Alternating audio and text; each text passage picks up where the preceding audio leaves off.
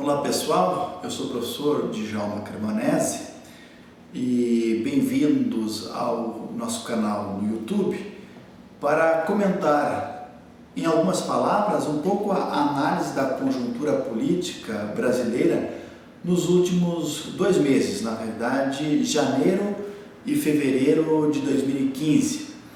A primeira ideia que a gente está percebendo é que o país está vivendo, talvez nos últimos 20 anos, um momento de maior instabilidade. Instabilidade inicialmente econômica, né, com a volta da inflação, o decréscimo do produto interno bruto, que repercute diretamente numa crise política que a gente está vivendo. A classe política está em volta a um momento bastante delicado de corrupção na Petrobras, que repercute muito na opinião pública, repercute muito na mídia como um todo e nas redes sociais. Essa crise econômica, essa instabilidade econômica, essa instabilidade política, ela também tem afetado a sociedade como um todo. Então, uma instabilidade também social a gente começa a perceber com movimentos de rua, com movimentos que nós tivemos agora, principalmente no mês de fevereiro, de uma classe que é muito importante para o Brasil, que é a classe dos caminhoneiros, que paralisaram boa parte dos estados do país e inviabilizando que caminhões transitassem por boa parte das estradas. Então o momento é um momento nevrálgico, é um momento de instabilidade econômica, é um momento de instabilidade política e também, por que não dizer, é um momento de instabilidade social. Eu elenquei alguns pontos que eu gostaria de mencionar, que eu julguei mais importante no mês de janeiro e o mês de fevereiro, e agora que eu encerro essa análise, agora nos primeiros dias de março de 2015. Inicialmente, eu percebi que em janeiro volta na mídia a questão da recessão. O cenário econômico externo desfavorável, isso acaba fragilizando um pouco mais, ainda mais, a nossa economia. Já fizeram com que o governo aumentasse a nossa taxa de juros para 12,25%. Essa taxa hoje ela é uma das maiores taxas de juros cobradas no mundo. Em um certo sentido, ela freia a nossa competitividade no mercado internacional e fragiliza ainda mais a nossa indústria brasileira. E tem uma repercussão também social, causando um maior número de desempregos. O segundo argumento do mês de janeiro, que todos nós sentimos, foi as medidas corretivas e estruturais propostas pela presidente Dilma, pelo governo. Para evitar o risco de recessão, o governo implantou com certo atraso medidas amargas para ajustar a economia. Controle fiscal, corte dos gastos, mudanças no seguro-desemprego, aumento de impostos sobre o crédito ao consumidor, importações, mudança no imposto sobre produtos industrializados para o setor de cosméticos e, por fim, aquilo que todo mundo recebeu com uma certa indignação, o aumento do preço dos combustíveis. Em impostos, o litro aumentou em torno de 40 a 50 centavos por litro, isso dando uma variável em torno de 15 até 35 reais se um indivíduo fosse abastecer, preenchendo todo o tanque. Então essas medidas surtiram efeito negativamente dentro da opinião pública, essas medidas corretivas estruturais propostas pelo governo. Então, nesse sentido, eu percebo que foi um tardio ajuste fiscal, no aspecto que parece que nós passamos 10, 12 anos em que o governo não teve uma responsabilidade no aspecto de gastar muito e gastar muitas vezes mal. Então, subsidiando o crédito, inclusive tentando alavancar a economia através do consumo. E esse consumo exagerado também, ele provém de um subsídio dos empréstimos, né? Em que as pessoas investiram em casa própria, em eletrodoméstico, em carro novo, mas, em certo sentido, esse contribuinte, esse indivíduo também se encontra nesse momento endividado. Então, há um duplo sentido de um endividamento e de uma gastança do governo, que isso acabou afetando também a economia e afetando também os lares dos brasileiros. O argumento, ainda analisando o mês de janeiro, nós percebemos a volta da inflação. O governo está tendo dificuldades nesse momento de controlar a inflação. Ele tem apontado a questão da estiagem, né, principalmente em grande parte do território nacional, que pela falta d'água incide no aumento dos preços em geral, mas não é só isso, tem outras razões. Dentro desse aspecto, o nosso quinto argumento é sobre a questão do apagão energético. Há sim altos riscos de apagões por todo o país. A falta d'água é uma ameaça real, principalmente no Sudeste, e que acaba repercutindo na indústria e afetando também a população.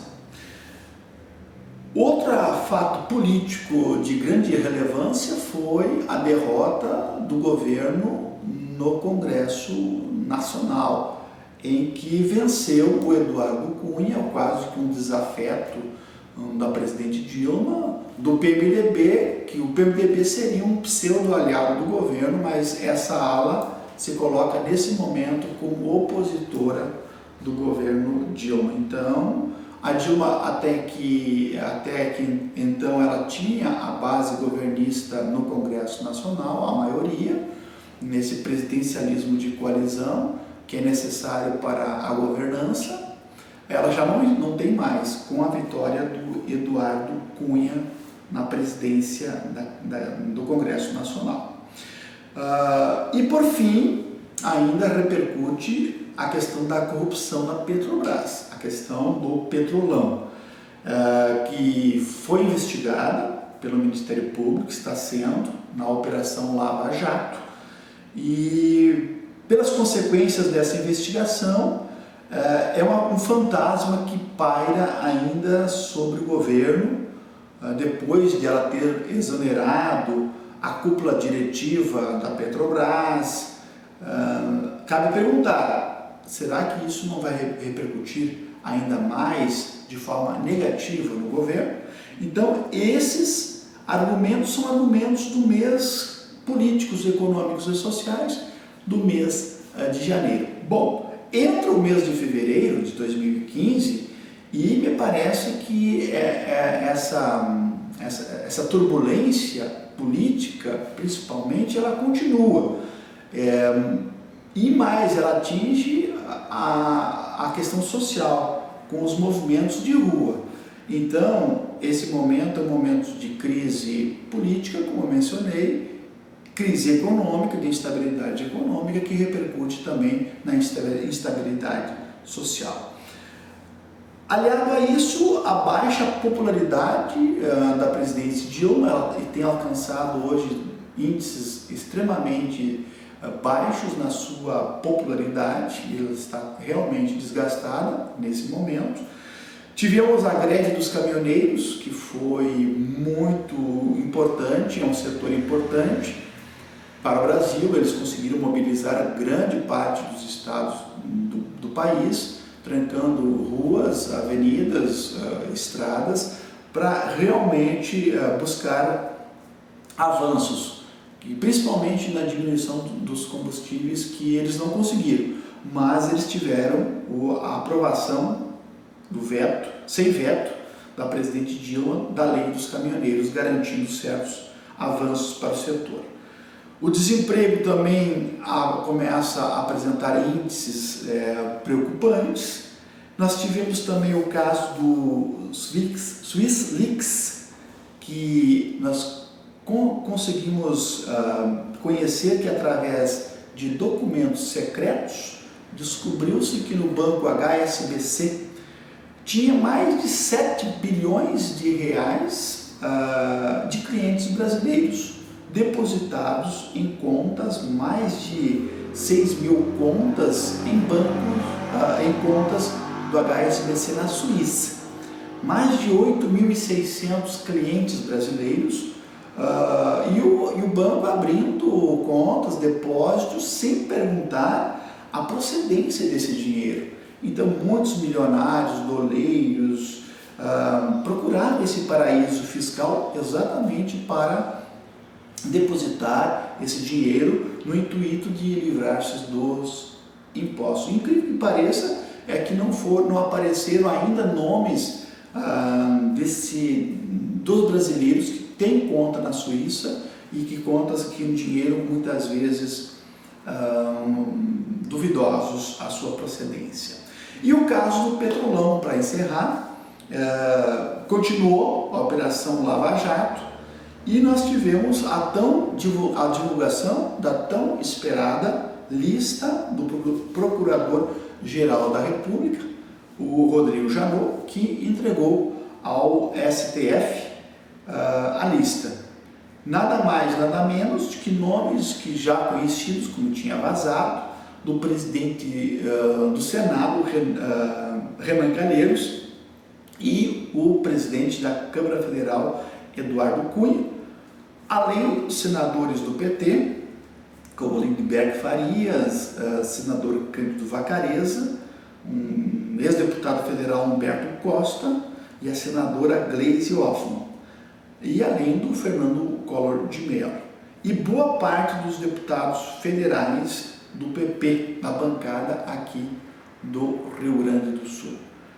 Nesse momento, é um momento de instabilidade política. Nós tivemos no último domingo, dia 8, em que a Dilma fazia uma manifestação via rádio e televisão em cadeia nacional. Nós tivemos alguns setores da classe média em algumas capitais do país protestando, fazendo buzinaços, gritos, vaias. Então, nesse momento, é um momento de uma certa instabilidade. Está marcado agora para o próximo domingo uma grande manifestação contra o governo no país e nós vamos acompanhar de perto essas manifestações nesse momento tão importante, mas também tão delicado da política brasileira do momento. Agradeço a atenção de vocês, me coloco à disposição para contribuições e até uma outra oportunidade.